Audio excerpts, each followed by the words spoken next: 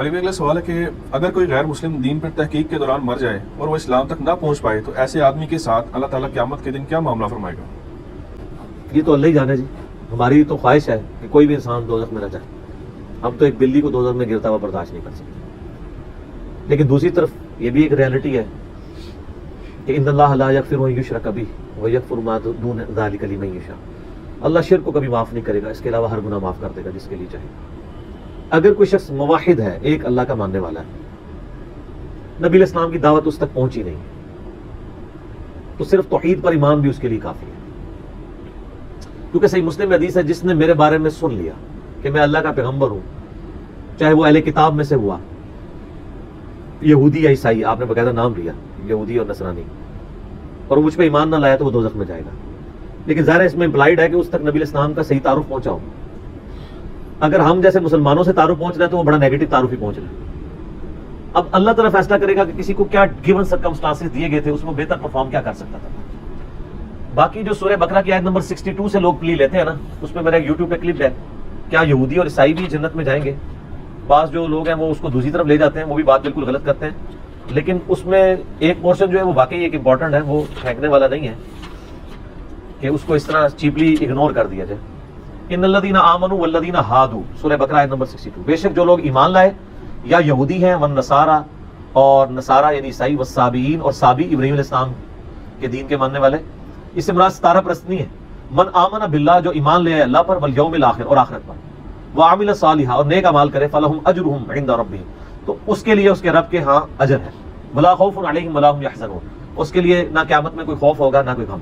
اس میں ایمان رسالت کا ذکر نہیں، لیکن ایمان رسالت کا ذکر سورہ بقرہ کے شروع میں ہو چکا ہے، کیونکہ یہودیوں سے خطاب ہے کہ تم سب سے پہلے اس نبی کے منکر بن رہے ہو. لیکن ایبسولوٹلی بھی اگر اس کو دیکھا جائے کہ اگر کسی تک نبی علیہ السلام کی دعوت نہیں پہنچی، یا اس کا زمانہ نبی علیہ السلام سے پہلے کا ہے، اور وہ اپنے وقت کے پیغمبر کو، یا اگر پیغمبر کی دعوت نہیں پہنچی، جس طرح کہ حضرت لقمان علیہ السلام ہے، حضرت لقمان علیہ السلام تک پیغمبر کی دعوت نہیں پہنچی ہوئی، وہ غیر نبی تھے. ویسے اسرائیلی روایتوں ملتا ہے کہ حضرت داؤد کے وہ صحابی تھے، لیکن صحابی ہوتے تو ان کی جو وصیتیں قرآن میں آئی ہیں اس میں ایمان بر رسالت کا بھی ذکر ہوتا. حضرت لقمان کی نصیحتوں میں میرا ڈیٹیل لیکچر ہے، اتنی انہوں نے نصیحتیں کی ہیں، توحید کے اوپر کی ہے، ماں باپ سے اس نے سلوک پہ کی باقی، لیکن انہوں نے پیغمبر کا تو ذکر نہیں کیا. اگر ایک بندہ اللہ کا دائی ہو تو وہ پیغمبر کی طرح ایمان لاتا ہے. خود نبی علیہ السلام کیا کہہ رہے ہیں؟ آمن الرسول بما انزل الیہ من ربہ والمؤمنون، سب سے پہلے رسول اللہ ایمان لے کے آئے ہیں جو ان کی طرف نازل ہوا ہے. کل آمن باللہ وملائکتہ وکتبہ ورسلہ، اور ایمان والے بھی ایمان لے کے آئے ہیں، اور کل آمن باللہ، اللہ پر ایمان، اور آگے سارا فرشتوں پر، کتابوں پر، یہ ساری چیزیں. تو محمد بن عبداللہ سب سے پہلے خود محمد رسول اللہ پہ ایمان لے کے آئے، ٹھیک ہے، اور اس کے بعد صحابہ کرام بھی لے کے آئے. تو یہ واجب، نبی پہ ایمان لانا تو فرض ہے. لیکن حضرت لقمان کے کہیں ذکر نہیں ملتا انہوں نے کسی، وہ لگتا ہی ہے کہ وہ یعنی التذکیر بآلاء اللہ، فزیکل فینومینا آف نیچر کو آبزرو کر کے اللہ تک پہنچ چکے تھے کہ اس کائنات کو کسی نے پیدا کیا ہے کسی مقصد کے لیے. تم چٹانوں میں چھپ کے بھی گناہ کرو گے، قیامت دن وہ لے آئے گا تمہارے سامنے. کتنے پیارے الفاظ ہیں. پہلی نصیحت کیا ہے؟ یا بنی لا تشرک باللہ ان الشرک لظلم عظیم، اے بیٹے دیکھنا شرک نہ کرنا، شرک سب سے بڑا ظلم ہے. ورنہ ساتھ رسالت کا ذکر کرتے ہیں.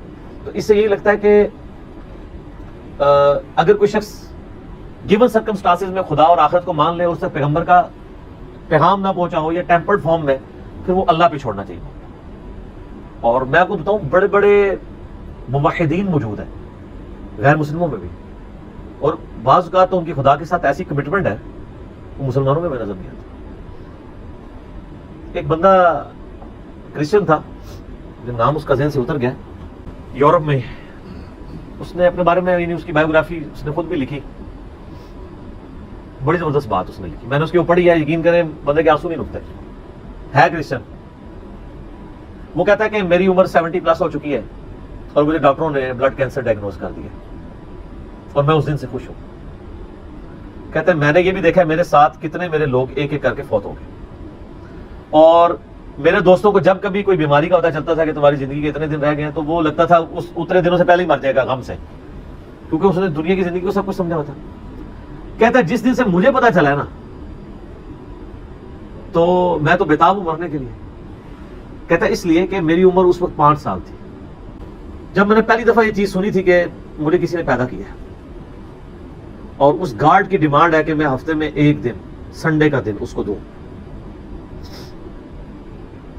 تو کہتا ہے آج میری عمر 70 سال ہو چکی ہے، میری زندگی میں کوئی ایک سنڈے بھی ایسا نہیں آیا میں نے دنیا جان کی اپنی روٹینیں چھوڑ کے سنڈے کے دن میں نے پورا دن گاڈ کو دیا اللہ کے لیے. میں نے کبھی اس پہ کمپرومائز نہیں کیا, بڑے سے بڑے معاملات بھی ہیں.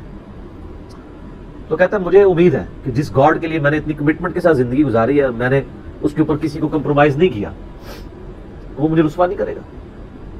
تو کیا ہمارے مسلمان بھی یہ دعویٰ کر سکتے ہیں؟ کتنے مسلمان جو کہ جی ہم نے جب سے سنا ہے کہ 5 وقت کی نمازیں ضروری ہیں, میری زندگی کبھی نماز نہیں کوئی چھوٹی. ایسے لوگ جو خدا کے ساتھ کمٹمنٹ رکھنے والے لوگ ہیں, ان کو گیون سرکمسٹانسز میں جتنا اللہ کا تعارف ہوا, نبی علیہ السلام کا پیغام بھی پہنچا تو ٹیمپرڈ فارم میں, وہ اللہ تعالیٰ اس کا معاملہ کرے گا. اور اللہ تعالیٰ کے اوپر کسی کی دھونس نہیں ہے, یہ ذہن میں رکھیے گا. بخاری اور مسلم دونوں میں حدیث ہے, نبی علیہ السلام فرماتے ہیں اگلے زمانوں میں ایک شخص تھا جس کی موت کا وقت قریب آیا تو اس نے اپنی اولاد کو جمع کیا کہ میں تمہارا کیسا باپ تھا. ان کا بڑے اچھے باپ تھے. انہوں نے کہا اگر تم مجھے اچھا سمجھتے تو میری ایک وصیت ہے, جب میں مر جاؤں میری لاش کے ٹکڑے ٹکڑے کر کے اس کو آگ لگانا اور اس کی راکھ کو ہواؤں میں اور پانیوں میں اور کھیتوں میں بکھیر دینا. لئن قدر اللہ علیہ, اگر اللہ تعالیٰ نے مجھ پہ قدرت پا لی تو مجھے ایسا عذاب دے گا کہ کسی کو نہیں دیا ہوگا. یعنی وہ سمجھتا تھا میں خدا کے لیے وہ کمٹمنٹ کی زندگی نہیں گزار سکا. یہ حدیث بخاری مسلم دونوں میں ہے, مشکات میں دوسری جلد میں اللہ کی رحمت کے بیان میں آپ کو ملے گی. نبی علیہ السلام فرماتے ہیں جب وہ فوت ہو گیا اس کے پچھلوں نے یہی کچھ کیا تو اللہ تعالیٰ نے ہواؤں کو پانیوں کو حکم دیا کہ اس کی راکھ سمیٹو. راکھ سمیٹی گئی, اللہ نے اسے زندہ کر دیا. اللہ نے کہا ہاں بھائی, جس چیز سے بھاگ رہا تھا وہی چیز سامنے آ گئی, یہ تو نے کیوں کیا؟ اس نے کہا یا اللہ میں تجھ سے بڑا ڈرتا تھا, میں اس طرح کی زندگی نہیں گزار سکا. اللہ نے میں تیرا یہ یقین تھا کہ تجھے کوئی پوچھے گا؟ بس اتنی بات ہے. ہاں اللہ تھا, اور میں یہ سمجھتا تھا کہ اس طرح اگر میری راکھ یعنی کہ بکھیر دی جائے گی مجھے زندہ نہیں کر پائے گا. حالانکہ یہ عقیدہ کفر ہے, لیکن یہ کفر جزوی ہے, کلی نہیں ہے. کلی کفر یہ ہے کہ کوئی شخص کہ مردے کو اللہ زندہ نہیں کر سکتا. اسی لیے میں کہتا ہوں یہ مسلمانوں میں جو جزوی شرک آیا ہوا ہے نا, تھوڑا ہاتھ والا رکھا کرے. جب تک کوئی اللہ کو, اللہ اور محمد کو عبداللہ مان رہے نا, اگر چھوٹے موٹے اس میں شرک آئے ہوئے نا, تھوڑا سا ہاتھ والا رکھے. آپ ہاتھ والا رکھیں, اللہ کا معاملہ اس کا معاملہ اس کو سمجھائیں ضرور. اس کا شرک جزوی ہے, کلی نہیں ہے. تو کہ یا اللہ اسی لیے تو میں نے کہا تھا لئن قدر اللہ علیہ, اگر اللہ نے میرے پہ قدرت پا دی تو میں تجھ سے ڈر گیا تھا, تو اللہ کو میں تجھے بخش دیا. اللہ کو تو کوئی نہیں پوچھ سکتا نا کہ کسی کو گیون سرکمسٹانسز کیا دیے تھے, ان سرکمسٹانسز کے اندر اس نے کتنا بیسٹ پرفارم کیا. اب مسلمانوں کو بھی ذرا دیکھنا چاہیے ان کو گیون سرکمسٹانسز کیا دیے گئے. ہم بالکل دین کے کنارے کنارے چل رہے ہوتے ہیں منافقین کی طرح. کیا ہم اپنے دنیاوی معاملات میں بھی کنارے کنارے چلتے ہیں, فرنٹ سے لیڈ کر رہے ہوتے ہیں ہر مسئلے میں بڑھ چڑھ کے. دین کی بات آ رہی, نہ ہی کھوتی مر جاتی ہے, یعنی گدھا مر جاتا ہے. پرانے زمانے میں محاورہ بولا جاتا تھا نا, فلانے دی کھوتی مر جانا یا گدھا مر جانا. جب وہ کام کی باری ہے تو ساتھ ہی گدھا مر گئے. اور کوئی اور اس میں ہمارے ساتھ کوئی ہمدردی بھی نہیں کرتا. میں اکثر کہتا ہوں کہ آپ دن کے وقت اپنے موٹر بائک کی ہیڈ لائن آن کر کے نا 1 کلومیٹر بھی سفر نہیں کر سکتے. آپ کو راستے میں کئی بندے ایسے ایسے اشارہ کریں گے, لیکن آپ ایک مسجد میں 50 سال تک بغیر سنت کے طریقے کے نماز پڑھتے رہے, کوئی بھی آپ کو ایسے ایسے نہیں کرے گا, کیونکہ وہ آپ کے شر سے ڈرے گا. آپ بھی مجرم ہے, اور وہ اس لیے مجرم ہے کہ اس کو چاہیے کہ وہ دیکھے.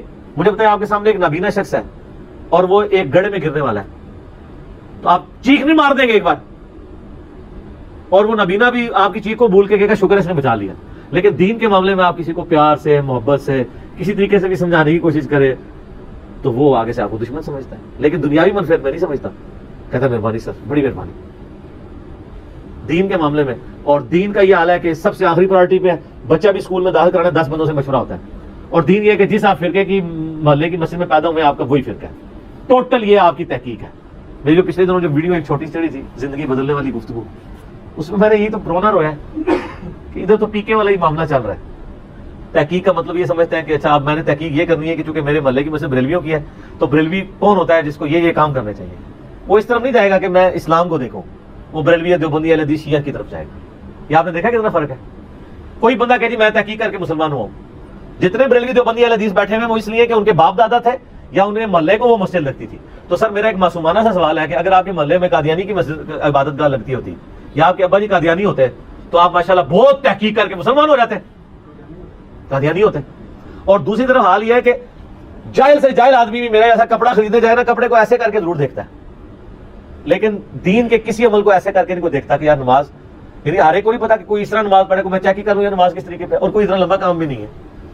ایک مسئلے کو چیک کریں گے زیادہ زیادہ 1 یا 2 دن لگ جائیں گے، چلو 1 ہفتہ لگ جائے گا. سیریس لیں اللہ کو، کوشش کریں تو انشاءاللہ اللہ تعالیٰ حق تک پہنچائے گا. تو باقی اللہ کے فیصلے. سر آخرت کے معاملے میں ڈرتا ہوں، یقین کریں کہ خدا بڑا بے نیاز ہے. ہمیں تو اپنی آخرت کی فکر ہے، سیدھی سی بات ہے.